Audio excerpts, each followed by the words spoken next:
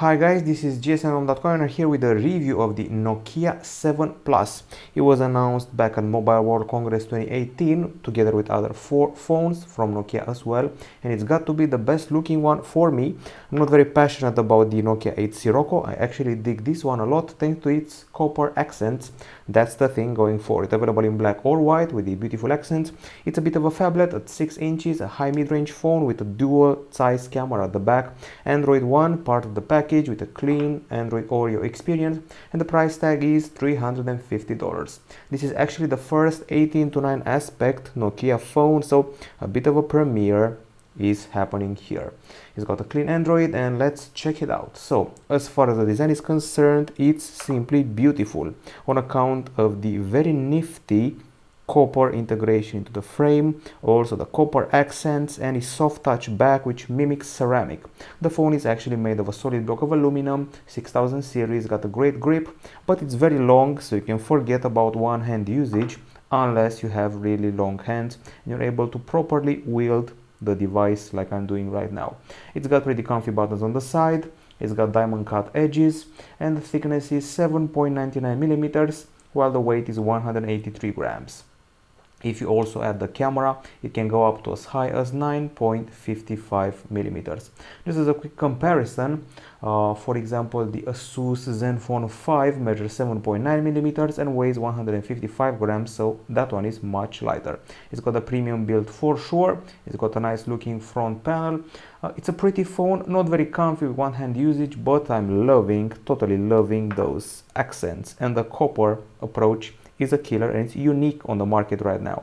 Now as far as the screen goes, let's talk about the screen. So a 6-inch panel, IPS LCD, Full HD Plus, 18:9 aspect, and the resolution is actually 2160 over 1080 pixels, and the panel is, as I said, IPS LCD. We are also promised 1500:1 contrast ratio, Gorilla Glass 3 protection. The screen is laminated and polarized, and it's got, I would say, reasonably narrow bezels, not the most narrow in the world, but we can make use of them. Okay, so we're here and let's check out the typical video sample we use for the playback test. Okay, so we go here, and things to notice here: the fact that we have a pretty well colored image, pretty nice brightness, not the best brightness in the world. I've seen brighter screens, but the brightness is okay here. The screen isn't as immersive as some of the other 18:9 phones out there. Colors are well calibrated, we got wide view angles, and the contrast is rather so-so. Was not very impressed by it. And if you want to check out the full screen approach, I'm talking about the curved corners are here, and this is a more immersive experience. But in the end, color calibration okay, contrast just so-so, and brightness pretty reasonable. Now we go here because here we also have the tests we did for the screen. We put it under the microscope and achieved an arrangement of RGB stripes variety, pixel arrangement for the screen, RGB stripes. Then we did the brightness test and achieved a top level of 436 lux units, which is okay for a mid-range phone, doesn't break any records. It beats Huawei Mate 8, the Motorola Moto X4 and HTC U11, not bad. Scores below the Sony Xperia X-A2, Galaxy S5 and Motorola Moto Z, for example.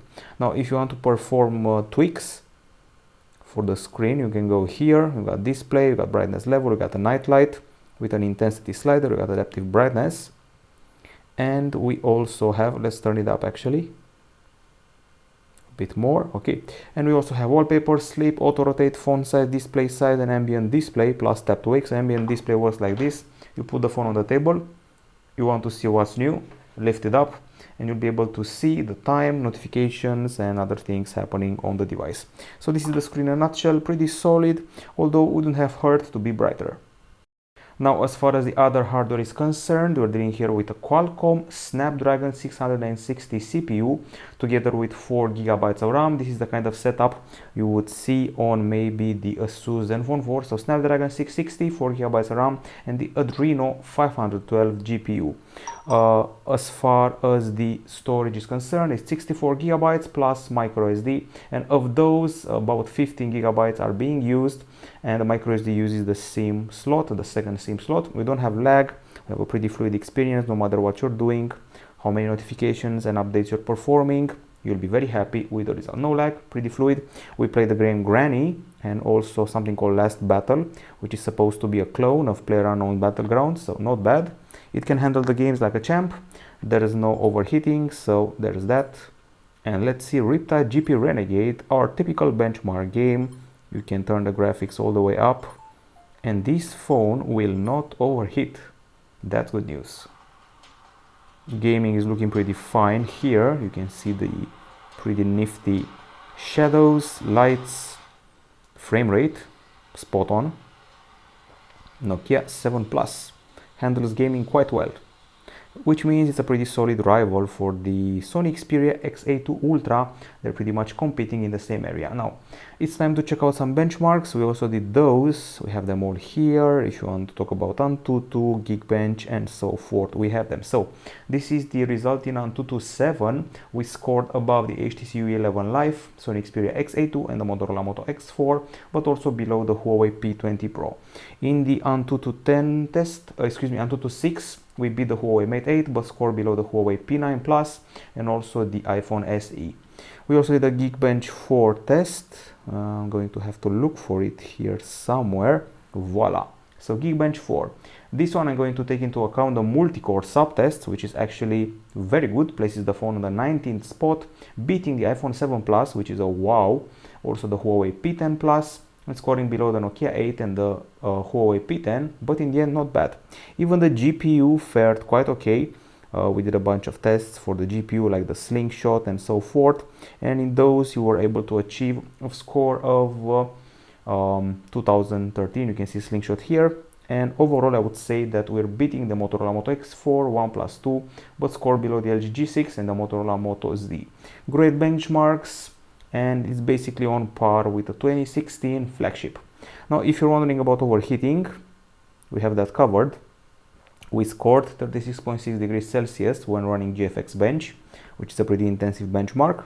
And we're running the game from before, you know, Riptide, 39.4 degrees Celsius. So no overheating, no problem whatsoever. Pretty nice performance. Now, on the battery front, this is a big phone. We're expecting a big battery. 3800 mAh should cut it. On paper, we're getting 2 days of usage. Let's leave the paper aside and let's go to our actual tests, which involve, as you know, typical playback in a loop.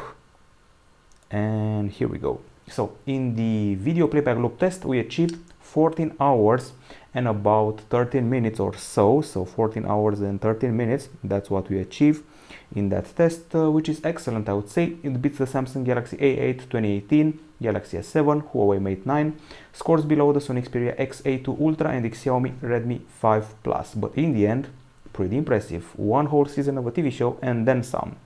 And the other test was also excellent. This is the PC Mark test. We scored 10 hours and 48 minutes, which is very solid. Beats Galaxy S8, beats Google Pixel XL, scores below the Xiaomi Mi 6, Xiaomi Redmi 4 and the Galaxy J5 2017. Charging was also rather nice, 1 hour and 58 minutes. It's okay in my book, superior to the iPhone SE and LG Q6. Now, just so you know, after 15 minutes of charging, you're at 22%, and after 1 hour, you're at about 73%, so not bad in my book and probably in anyone's book. On the battery front, we got battery saver. Here we can turn it on at a certain level. You got background activity manager, and adaptive brightness has also been included for the sake of extra juice. And we can turn off the ambient display to save even more juice. So I'm very impressed by the battery, perhaps even more than expected. Now it's time to proceed to the acoustics. First things first, we got a singular speaker here at the bottom next to the USB Type-C port and 3 microphones. I see one.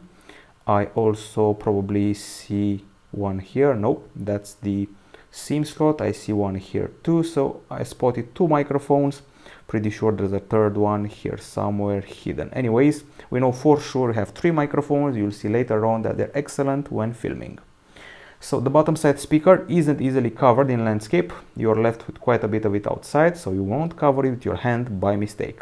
If you want to do musical playback, you can only resort to Google Play Music, which comes pre-installed and lets you do some tweaks, which are rather stock.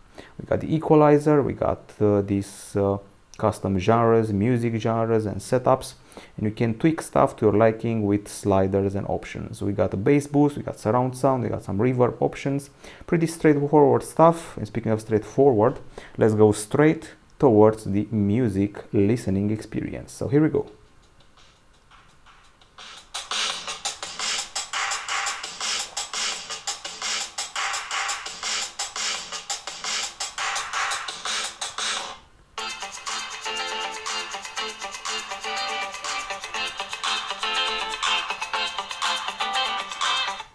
Conclusions: pretty loud and clear, not a bad bass, no vibration of the back, no distortion, nice guitar. Gets a bit annoying at top volume, you can see a bit of breakage at top volume, but other than that I'm pretty happy with the result.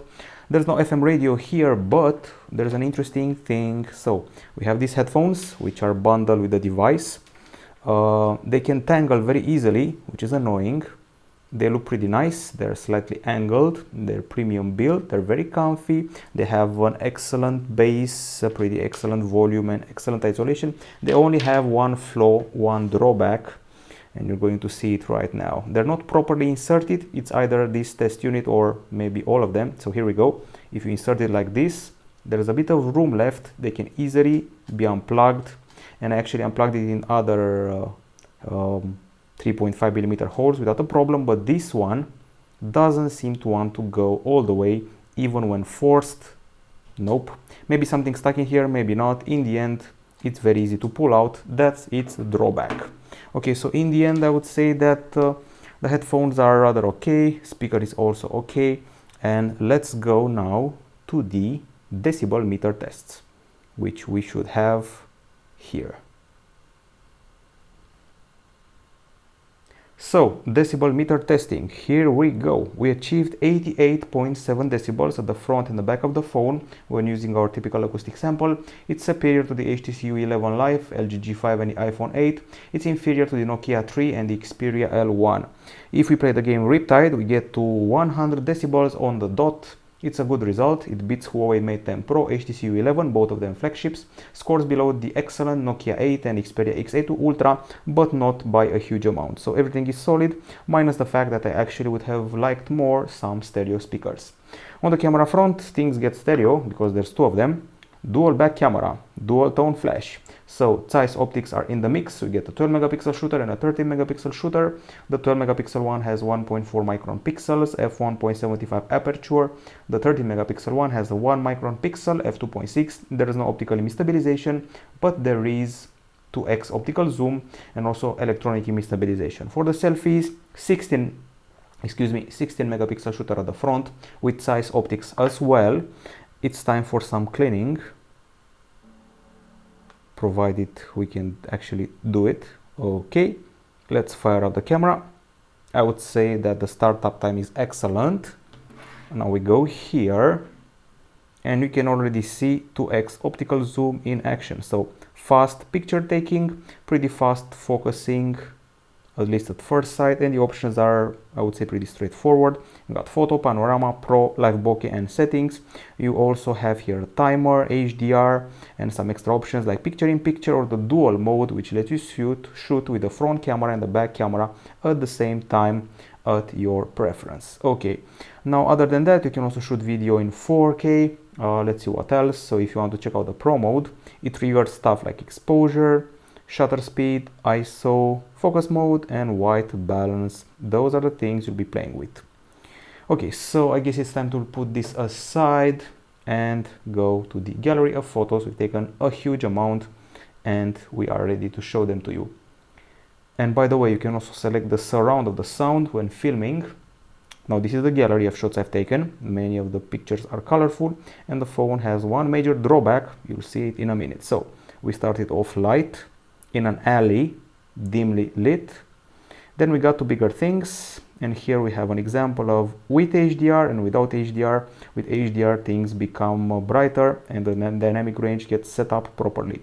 2x optical zoom working fine, actually very fine, and the whole zoom is excellent here, no matter if you're zooming in from the distance or zooming on a PC. And speaking of things that look fine, the close-ups are excellent, even though every once in a while you'll be able to struggle in order to focus properly and achieve such good close-ups. Once again, you may struggle sometimes to achieve proper close-ups. Okay, even more shots of flowers. Some of them are unintentionally bokehs. I say unintentional because the actual bokeh option is hugely annoying. I tried and tried and tried, and it said you are too close or you are too far, so I couldn't take it. It advised me to go further, and that's not a bokeh, so it's very hard to pull off bokehs here. In the meantime, I'm happy with the color calibration and the brightness and the details. You can zoom in a lot, and you can also zoom in into the landscape shots, and you'll be very happy with the details, although not as happy as on an Xperia phone, which has a higher resolution. And check out this huge level of zoom. Here we go, 1, 2, and a crazy 3. How cool is that? And the clock was all the way here, so when it comes to zoom, this is a bit of a champ in the mid-range section. Even more colors, we're getting some blues, some yellows, and some greens. All of them are excellent. It was a very sunny day that could have easily been burnt. They're actually not. And here we are. Let's talk about the selfies. I don't like to talk about the selfies with glasses, and these are attempts at bokeh, failed attempts at bokeh, which are kind of underwhelming. And here we have options that let you play with Google Lens. Here we can see that it's a bokeh shot with a depth map. And finally we have the selfies. At first I was very underwhelmed. I don't like the fact that the background is burnt, the skin clarity and quality is not that good, but if you find the proper lighting, you'll be happy with the texture of the skin, of the hair, and even the background will look a bit better. So find the proper lighting and you'll be happy. Don't find it and you'll be discontent. But in the end I felt that this was slightly inferior compared to what the Sony Xperia XA2 models offered me. Even though we have a ton of details, thanks to the high resolution camera, I expected a bit better. And check out these last shots, lots of colors, excellent calibration. I would put this on par with the Motorola Moto X4 and the Samsung Galaxy A8 2018 with ease, and I say that with total ease. Its only drawbacks are the bokeh, focusing in close-ups, and maybe the not very constant selfies, which at the end are quite good if you properly take them in the proper lighting. It's superior to the Huawei P10 Lite, Zenfone 3, and maybe even the Zenfone 4. Okay, so we are done with the daytime photos, which means it's time to address the nighttime pics. So surprise, surprise, things are rather pragmatic. I haven't seen such a pragmatic phone since the LG Nexus 5X. Excellent calibration of the colors, excellent brightness, and check out this thing. So this here is a logo. It's very far away, up on the top of a building here, and with this crazy good zoom we were able to see it. We got good clarity here. Of course the phone doesn't catch images as bright as other phones out there thanks to the aperture or because of the aperture, but this time things are less yellow than many other phones. I'm happy with the color calibration, and check out the street lights. Many phones mess up the street lights. They create strange halos around them or strange effects. This one doesn't. Proper focusing, proper colors, proper everything, nice clarity. Only the brightness leaves a bit to be desired. Excellent zoom, excellent textures, lights, what have you. It's once again the equal of the Motorola Moto X4 and the Samsung Galaxy A8 2018, and if I remember correctly, it can beat the Asus Zenfone 4, and even it's a bit above the Sony Xperia XA2 and XA2 Ultra, a bit above thanks to the fact that it doesn't have that crazy yellow hue. Now that we're happy with everything here, and by the way, I actually used this phone for an unboxing. I took unboxing pictures with it, and I was very happy with the result. Actually not bad at all. Okay, so now it's time to address the videos. We're done with the photos. Videos were shot in MP4, Full HD, 30 frames per second and 20 mega per second, which is pretty generous if you ask me. Okay, so we're searching for videos. This is the first one.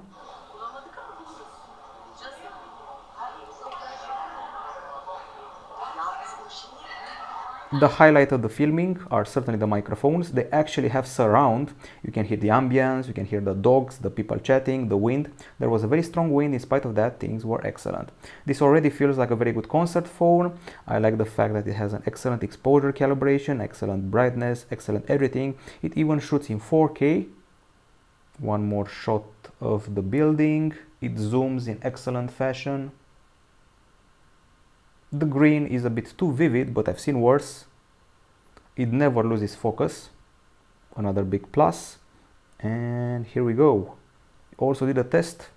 We were walking around testing out the stabilization. Of course, it's electronic stabilization, not optical one, as you probably know already. And I would have to say it's not bad. Actually not bad. For electronic, it goes in the area of the iPhone 6, iPhone 6s. I'm remembering that those didn't have optical, they had electronical, and they handled themselves pretty well.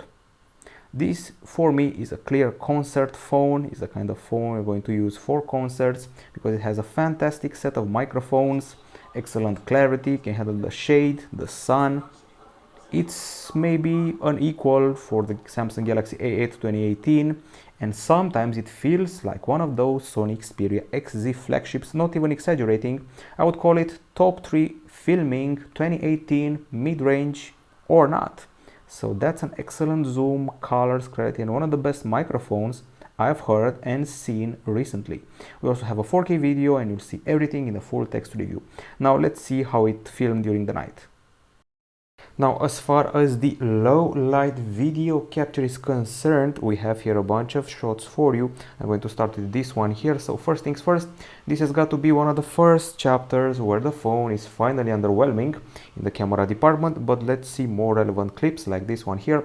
There's flicker going on, there's a bit of motion blur, but the microphone stays spot on. Pretty okay object tracking, but when you look at these clips on the PC, you'll see some motion blur and also some grainy areas of the image. You'll see little dots on the screen flickering in annoying fashion. The zoom remains quite good nevertheless. Okay, so another video here shot during the night. As you move, the image vibrates, so clear lack of stabilization, quite a bit of yellowish hue, big light halos, but the focus is okay and the colors not that bad. I'm annoyed by the motion blur, some artifacts for the lighting, and at least the zoom remained okay. Clearly not as good as the daytime filming, but still can compete with the Huawei P10 Lite, Sony Xperia XA2 with ease, even though it has that flicker going on. So I'm very impressed by the camera, particularly the microphone, the zoom, and the overall filming. Now let's go to other aspects like the web browser of choice. Of course, it's Chrome, and let me load up gsmrom.com. I don't know if you noticed, but about 6 months ago we changed the theme and it's looking mighty fine and snappy. Okay, fluid loading, also input is done via stock keyboard here, and I have to say that the benchmarks for the browser aren't bad at all. I'm talking about SunSpider, Velamo, and the works. Now it's time to talk about the connectivity. This means we're getting a dual SIM, dual nano SIM setup here, USB Type-C port at the bottom, so dual SIM, nano SIM. One of them is a hybrid slot. We also have 4G LTE category 6 up to 300 megabits downloads, Wi-Fi A, B, GN, AC, Bluetooth 5.0, GPS, AGPS, GLONASS, and BDS. There are 3 microphones with Ozo technology, and boy are they useful.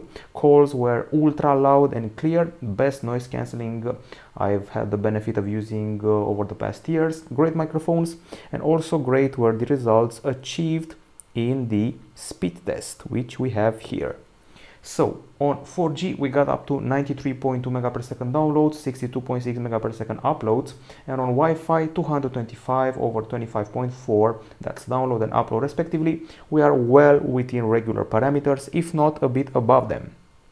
Now, as far as the actual software experience goes, we're running on Android 8.1.0 Oreo with the latest updates, patches, and security updates. It's all stock, it's all part of the Android One experience with fast updates in the future.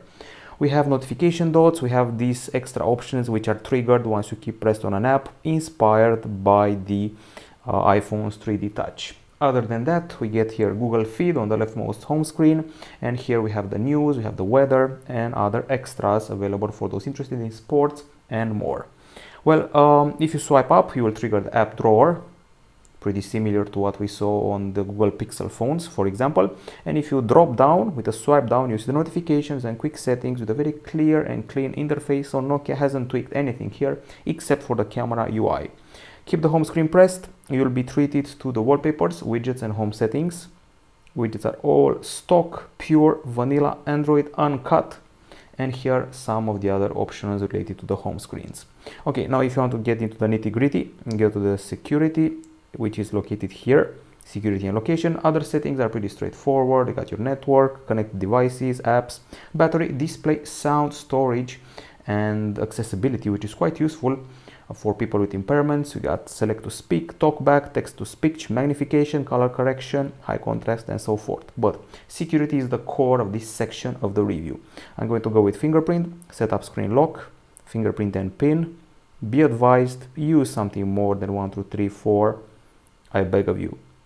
Okay, re-enter the pin, add a fingerprint, continue, touch the sensor, and here we go. So the fingerprint scanner is here below the camera. In about 7 or 8 steps, you will be about done, which is quicker than other handsets. And let's see just how efficient this system is. So putting my finger here, unlocked, putting it here at 90 degrees, unlocked, although a bit harder, and 180 degrees, unlocked. Now let's see it. You can actually measure the time between my press and the sound. It's almost instant. Now another good piece of news, no bloatware. I counted the pre-installed apps, only good news, 26 of them, all of them stock.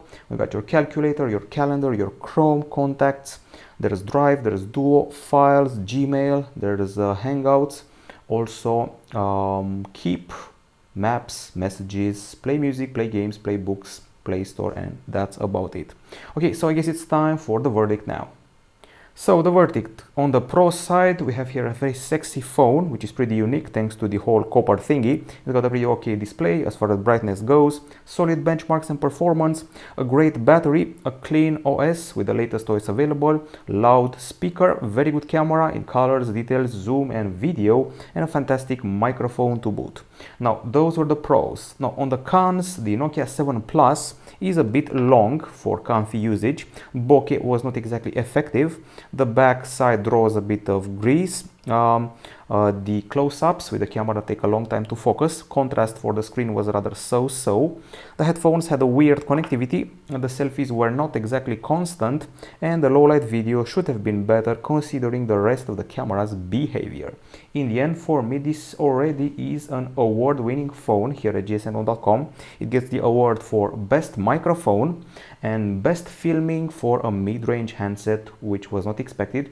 You usually expect an Xperia, maybe a Samsung to film like this, but not a Nokia, so that's a premiere. Frankly speaking, I would buy this over the Nokia 8. I know it sounds weird, but I would actually prefer this one if you also take into account the price tag.